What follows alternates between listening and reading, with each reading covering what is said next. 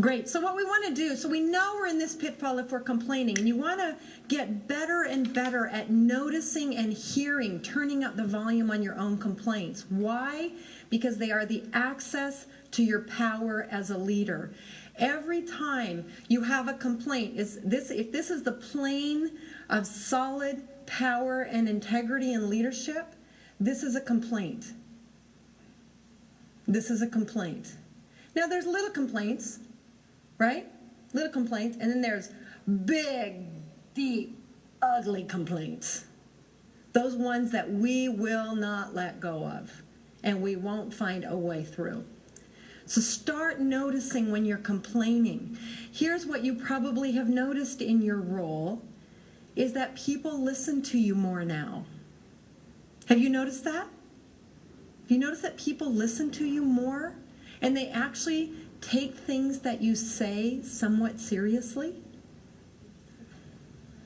They do. They're listening to you. It increases your accountability to speak powerfully. I coached the CEO of a company up in British Columbia, and he was the CFO for some years. And then he became the CEO, and he said, it's so weird that people listen to me. And they make a lot of things up about what I say. It's wild. He said, I'm the same guy. I wear the same clothes. I didn't have some radical transformation except my title changed. And that's true for each of us. We have an increased accountability to speak powerfully because people are listening. We give up the right to be puny and small as soon as we say yes to this thing called leadership. We forfeit the right to play a small game. I'd like to share with you the story of the Boston Women's Health Collective. This was begun about 30 years ago by a group of women that were attending a conference much like the one that you're at today. In a breakout session, they shared their frustrations about women's health issues. Most often, doctors would patronize women, talking to their husbands instead of to them about what was wrong with them. The assumption was that women couldn't understand the complexities that had to do with medicine and healing. Anybody remember this time or familiar with this time? It's not that long ago. These women were tired of it. They began meeting monthly to talk and share their concerns about the limited information available to the everyday woman about her own body. As the months passed, they challenged each other to do their own research on specific topics. They pored over cumbersome medical journals and research and gathered as much information as they could about the female body. Most all of the medical studies at that time had been conducted on males, and the findings extrapolated to women. The women brought their writings to groups then, focus groups of women, in order to expand their understanding about the issues and concerns they were seeing, to deepen their collective understanding about the topic. The author then of that topic would write that all down and would produce a paper that they would then just distribute to those women in the collective. They mimeographed these pages, and it started growing from there. These pages became the first chapters of the book, Our Bodies, Ourselves. As the collective evolved, of course, they were encouraged to print and publish the works. This book has changed the face of medicine for women. It is part of the curriculum now at major medical schools. It is passed on to women's friends, their daughters, and their granddaughters. It has sold over 4 million copies and has been translated into 19 languages. They took back their power in the face of a persistent complaint. Yet, that wasn't what they set out to do. They set out to simply get information for themselves. They found the one act of power that they could take in the face of feeling like they had no voice and no choice in relationship to the highly entrenched medical system. This is what leadership is all about. Now, these women did not consider themselves leaders. They did not consider themselves researchers or medical doctors. They were just women. And they changed the face of medicine as we know it for women. You get this idea? So when you have a complaint, when you're in the pitfall of no voice and no choice, the thing to do is to find the one act of power that you can take. Now, in some cases, I know my brother has been in AA for 17 years. They have a saying there, keep the car keys in your hand. Why? That's the one act of power you can take in circumstances that won't serve you. That's his one act of power. Keep the car keys in your hand. So I invite you now to turn to the same person you just shared your complaint with and consider what is one act of power you can take in the face of the complaint you just spoke about. Just one. Just turn to your neighbor and share your act of power.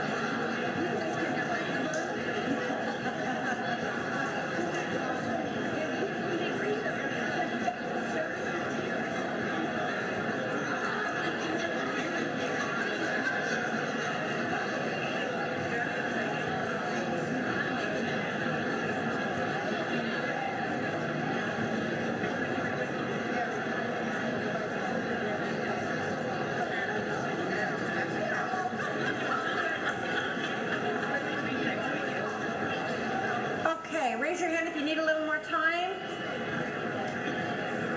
Got it?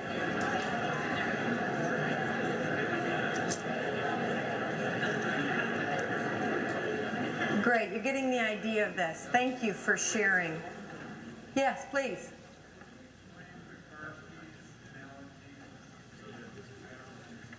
Sometimes the one act of power that you could take is to leave. To remove yourself from the circumstance. You know, if I'm really caught where I feel powerless, the one thing I could do would be to take myself away. Yeah, that's that. Take the one act of power. Please. To laugh. Very good. What's another act of power you could take? Stop it. To yourself? Yeah. Yes. Stop it. Very good. Yeah, starting to get related to this idea that there is always something you can do.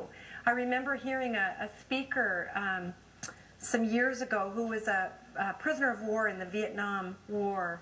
Do you remember his name? He had a delightful name. It'll come to me. Carol says this is the beginnings of menopause. Yeah, I was going to say. I hate this part. Yeah. Welcome.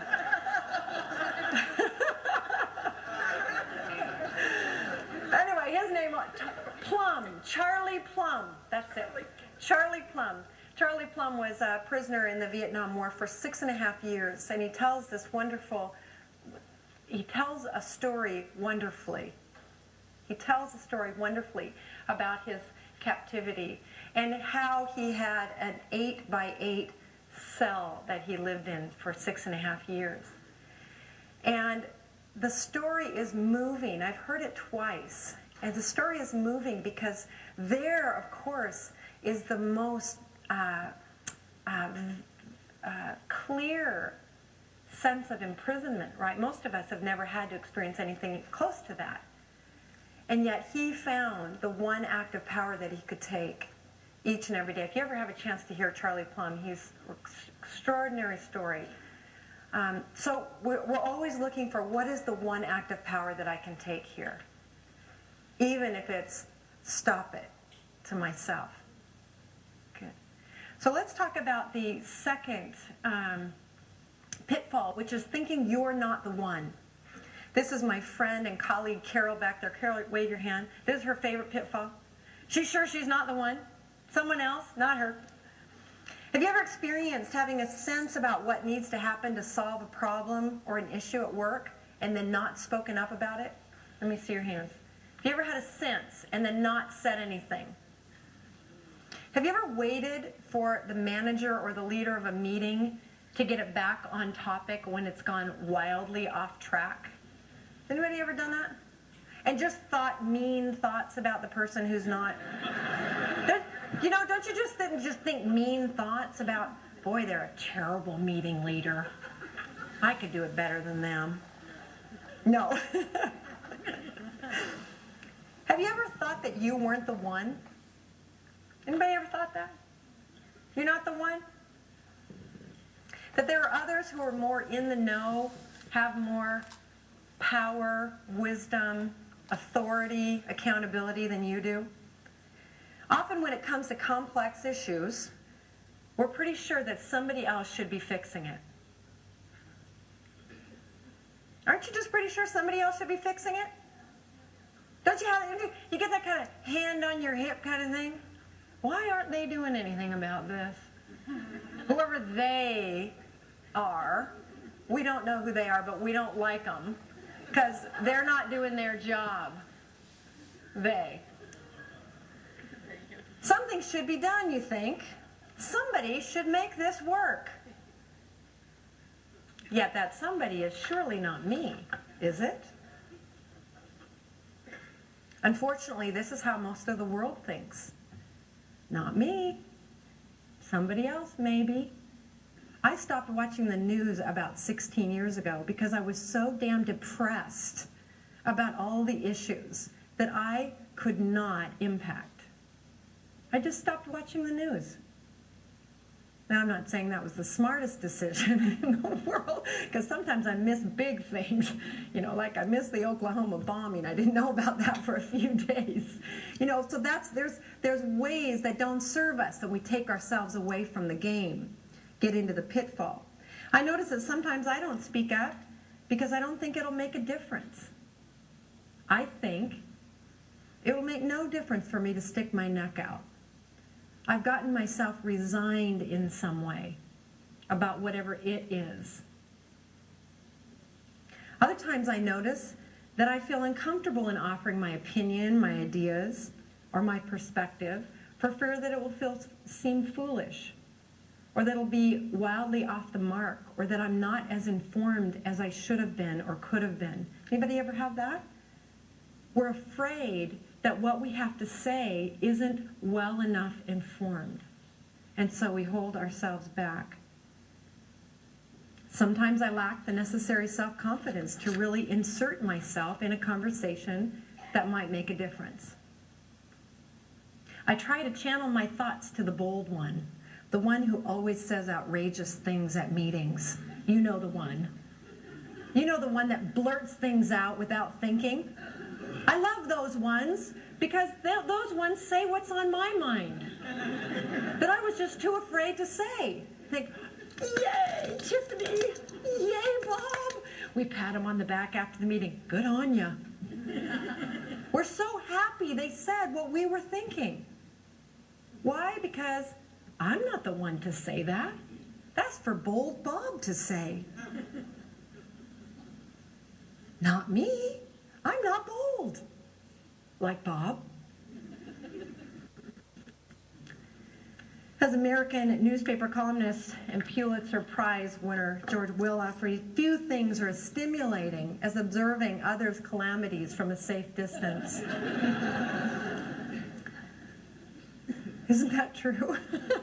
We're riveted to the television. But that's not leadership. Leadership means getting involved and then getting out front. We say leaders go first. I hear everyone kind of gulping right now. What would happen if you acted like you are the one? If you spoke up? If you demanded and encouraged and provoked? Well, I have a secret for you. Here at ESD, you are the one. You are the one we have waited for. It is your voice, your ideas, your perspective, and your leadership that we need. Your participation, your enthusiasm, your brilliance, and your wisdom. You. Get out of the pitfall of thinking it's not you. You are the one because you are here.